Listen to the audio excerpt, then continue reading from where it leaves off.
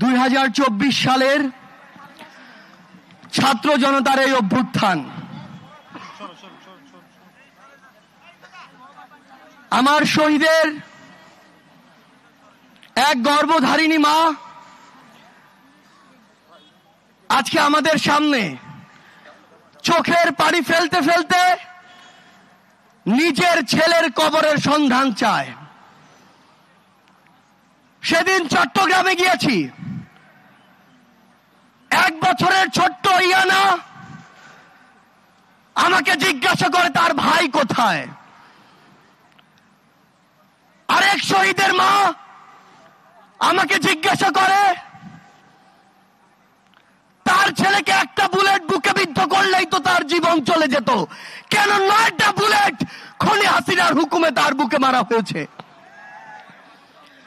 আরেক মা আমাকে এক শহীদ ভাইয়ের নিথর দেহ দেখায়, স্ট্রেচারে পড়ে আছে, সেই দেহর পাশে তার শরীরের তার মাথার মগজটা আলাদা করে পড়ে আছে। আরেক শহীদ বাবা আমাকে তার সন্তানের নিথর দেহ দেখায়, যেই দেহ খুনি হাসিনার হুকুমে খুন করে 2 পুলিশ সদস্য এপিসির উপর থেকে নিচে ছুঁড়ে মারছে।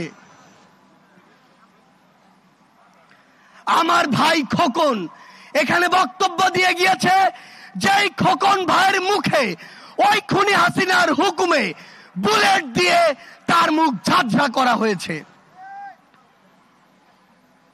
আমার টাঙ্গাইলের 18 বছর বয়সের ভাই হিমেল, যার মুখে ওই খুনি হাসিনার হুকুমে পুলিশের কিছু সদস্য 350 ছড়া বুলেট মেরেছে।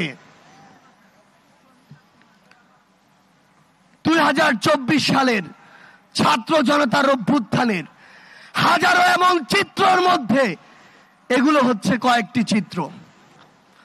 বিগত 16 বছর ধরে এই দেশে খুনি হাসিনা এই দেশের মানুষকে, জনগণকে বিভিন্ন ট্যাগ দিয়ে, বিভিন্ন রাজনৈতিক নাম দিয়ে, বিভিন্ন মতাদর্শের নাম দিয়ে যেভাবে খুন করেছে, যেভাবে জেলে নিয়েছে, যেভাবে মামলা দিয়েছে, হয়রানি করেছে, তা আমরা এখনই ভুলতে বসেছি। আমরা বিগত 16 বছরে বাংলাদেশের সকল রাজনৈতিক দল বিভিন্ন সময়ে বিভিন্ন ভাবে তাদের বিরুদ্ধে বিভিন্নভাবে নামার চেষ্টা করেছি। আমরা কি সফল হয়েছিলাম? বিগত 16 বছরে যখন আমরা এককভাবে বিভিন্ন ব্যানার নিয়ে রাজপথে ওই খুনির বিরুদ্ধে নেমেছি, আমরা কিন্তু সফল হইনি। কিন্তু এই 16 বছরের জুলুম অত্যাচারের পরে সকল রাজনৈতিক মতাদর্শ, দল, মত, ধর্ম, বর্ণ, বয়স ভুলে গিয়ে যখন আমরা ঐক্যবদ্ধভাবে রাজপথে নেমেছি, খুনি হাসিনা দেশ ছেড়ে পালিয়েছে। কিন্তু খুনি হাসিনা দেশ ছেড়ে পালানোর পর এই নতুন বাংলাদেশে আজ কি ঘটছে সেগুলো আমাদের দেখা খুবই গুরুত্বপূর্ণ। এই নতুন বাংলাদেশে আজকে জেলায় জেলায়, থানায় থানায় বিভিন্ন ভাবে আমার যারা শহীদ ভাই, শহীদ পরিবার, আহত যোদ্ধা, তাদেরকে নিয়ে মামলাগুলো নিয়ে পলিটিক্যাল নেগোসিয়েশন হচ্ছে। আজকে টাকার বিনিময়ে মামলা লেখা হচ্ছে, টাকার বিনিময়ে মামলা উইথড্র হচ্ছে। আমরা ওই পুলিশ সদস্যদের, বাংলাদেশ পুলিশকে একটি কথা স্পষ্ট করে জানাতে চাই, ওই খুনি হাসিনা বিগত 16 বছরে আপনাদের এই প্রতিষ্ঠানটিকে টিস্যুর মতো ব্যবহার করেছিল। যখন প্রয়োজন হয়েছে, যেভাবে প্রয়োজন হয়েছে, আপনাদেরকে ইউজ করেছে। আর দিন শেষে যা আত্মসম্মান গিয়েছে, যা মর্যাদা গিয়েছে, আপনাদের গিয়েছে, আপনাদের পোশাকের গিয়েছে। কিন্তু আজ এই অভ্যুত্থান পরবর্তী সময়ে আপনাদের ওই পোশাকটিকে যদি ওই খুনি হাসিনার দোসররা কিংবা অন্য কেউ কিংবা অন্য কোন গোষ্ঠী অন্য কোনো ভাবে ব্যবহার করার চেষ্টা করে, তাহলে আপনাদেরকে এক সময় আস্থা করে নিক্ষেপিত হতে হবে। বাংলাদেশ সেনাবাহিনী 2009 সালে তাদের যে ইমেজ, সেই ইমেজটি হারিয়েছে।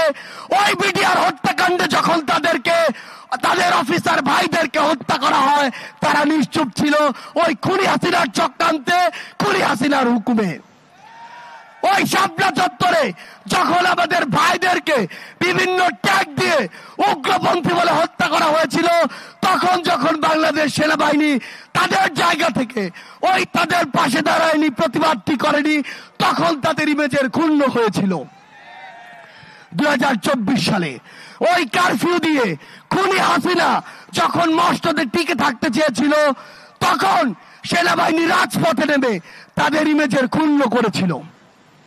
কিন্তু এই 24-এর অভ্যুত্থানে 5ই আগস্টে ওই খুনি হাসিনার হুকুমে এদেশের গণমানুষের উপরে গুলি না চালিয়ে, বুক ঝাঁঝরা না করে জনগণের পাশে দাঁড়ানোর জন্য সেনাবাহিনী তার পুরো আত্মসম্মান আবারও ফিরে পেয়েছে। কিন্তু আজ আমরা বাংলাদেশ সেনাবাহিনীকে শ্রদ্ধার জায়গায় রেখে একটি কথা স্পষ্ট করে বলতে চাই, ওই খুনি হাসিনা কিংবা তার দোসর কিংবা ভারতের কোন দালাল কিংবা কোন এজেন্ট যদি আপনাদেরকে ব্যবহার করে বাংলাদেশের মানুষের কাছে আসার, বাংলাদেশের মানুষকে আপনাদের মুখোমুখি করার বিন্দুমাত্র চেষ্টা করে, আমরা আপনাদেরকে আমাদের জায়গা থেকে বলে দিতে চাই, আহ্বান করতে চাই, এই চেষ্টা যেন সকলেই আমরা একসাথে প্রতিরোধ করি। আপনারা যেন আপনাদের জায়গা থেকে এমন কোন চেষ্টা বাংলার মাটিতে সফল হতে না দেন।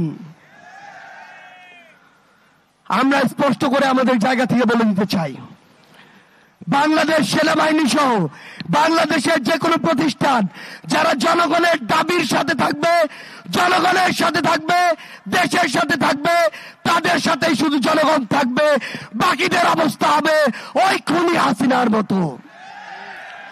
ভারতকে একটা কথা স্পষ্ট করে বলে দিতে চাই, ভারতের সাথে বাংলাদেশের সম্পর্ক তখনই হবে যখন ভারতের সাথে বাংলাদেশের সম্পর্ক হবে সম্মানের, যখন ভারতের সাথে বাংলাদেশের সম্পর্ক হবে সমতার।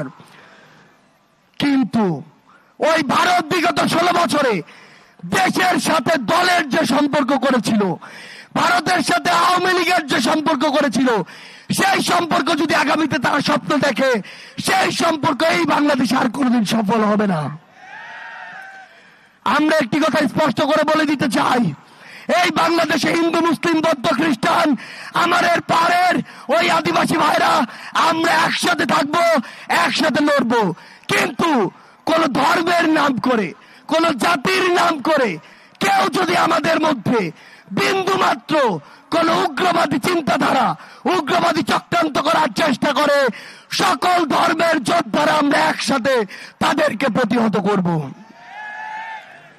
আমরা একটি কথা আমাদের জায়গা থেকে স্পষ্ট করে বলে দিতে চাই, সেটি হচ্ছে এই বাংলাদেশে বিগত 16 বছরে এই যে গুমগুলো হয়েছে, এই যে খুনগুলো হয়েছে, এই যে হত্যাগুলো হয়েছে, এই যে জুলুমগুলো হয়েছে, এই যে গণপ্রজাতন্ত্রী বাংলাদেশ, গণতন্ত্রের বাংলাদেশকে গণজুলুমতন্ত্রের বাংলাদেশে পরিণত করা হয়েছে, সেই বাংলাদেশকে আবার যদি কেউ ওই পুরনো কায়দায় ফিরিয়ে নিতে চায়, আমরা আর তাদেরকে সেই সুযোগ দিব না।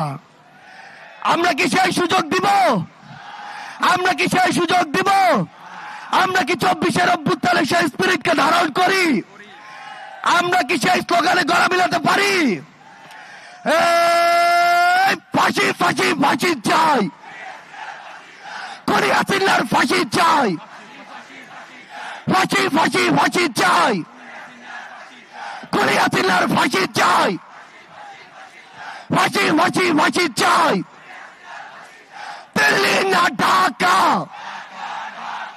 দিল্লি না ঢাকা, ক্ষমতা না জনতা, ক্ষমতা না জনতা, দিয়েছি তো রক্ত, আরো দেব রক্ত, রক্তের বন্যায় ভেসে যাবে অন্যায়, আবু সাইদ মুক্ত, শেষ হয়নি যুদ্ধ, সাইদ ওয়াসিম মুক্ত, শেষ হয়নি যুদ্ধ, আবু সাইদ মুক্ত, শেষ হয়নি যুদ্ধ। আমাদের যুদ্ধ শেষ হয়নি, আমাদের লড়াই শুরু হয়নি। আমরা আমাদের লড়াইয়ের মাত্র প্রথম ধাপ অতিক্রম করেছি।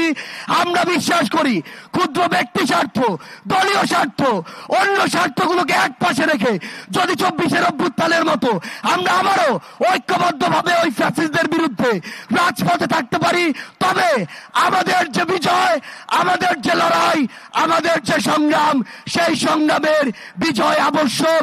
আমাদের আবারও দেখা হবে রাজপথের কোন লড়াইয়ে অথবা বিজয়ে। ইনকিলাব জিন্দাবাদ।